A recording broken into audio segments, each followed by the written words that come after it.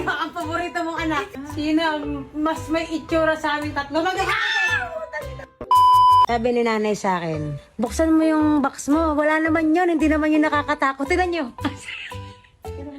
Hindi daw nakakatakot. Sabi niya, ako na lang daw yung gumawa. Kasi wala naman daw yun. Hindi na nakakatakot. Tignan nyo. Hindi naman, hoy. Apakaduwag mo. Tingin nga. Asan ba? Ayan! Tulak mo to. Wala naman yung... Ba't parang hangar na yun? Ba't pa hangar? Nakataas ka dyan. Eh, kaya nga na yun. Apakaduwag mo. Palagay mo. Magan. Ayan! Tangang ka! Yan, nabigyan mo! Nalaglag pa! Kunin mo yan! No? Kunin mo nga. Kunin mo nga. Talaga.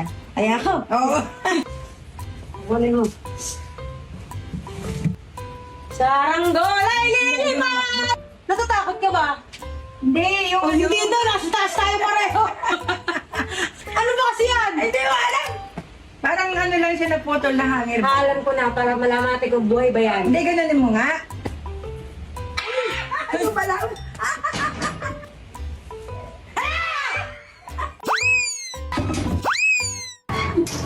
Teka lang. Yes, mo na sa pag- Huwag mo ihahagi yan sa akin, ha?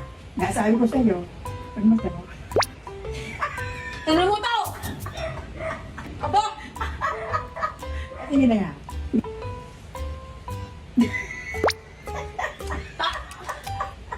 Ang ligalig na. Paano ko malalaman kung buhay o hindi? Susundot. Hindi. Ipuin mo kasi. Ikaw humipa. Tapos itaas mo lang back. Ay, hawakan ka na ng buhay. Itaas mo lang back. Pag buhay, hihilahin kita. Ayusin mo. Ano ba to? Sige. Pwede mo na. Huwag mo ihahagi sa akin, nasasampalin kita. Ay! Huwag mo bibigay sa akin, tatamaan ka sa akin. Ilan yan? Ay, palaki na! Walang niya mo, ang kinakatakutan namin ni nanay, yung putol na hanger, yung ulo ng putol na hanger. Kaya habang awa ko yun, naisip ko, dahil takot nga ang nanay ko, ay, pagtripan muna siya.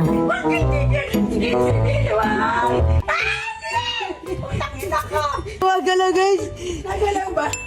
Gumagalaw guys! Dala, tayo! Ay! Putang ina mo ko, lumayas ka dyan. Huwag naman silit. Ay, yung mukha mo. Ayun guys, oh, tira ko. Ano ba yan? Ang cute ka gumagalaw. Ay!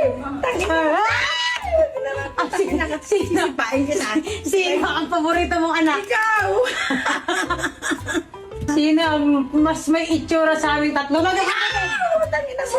Sino yung may itsura? Sa aming tatlo magkakapatid? Sino ang paborito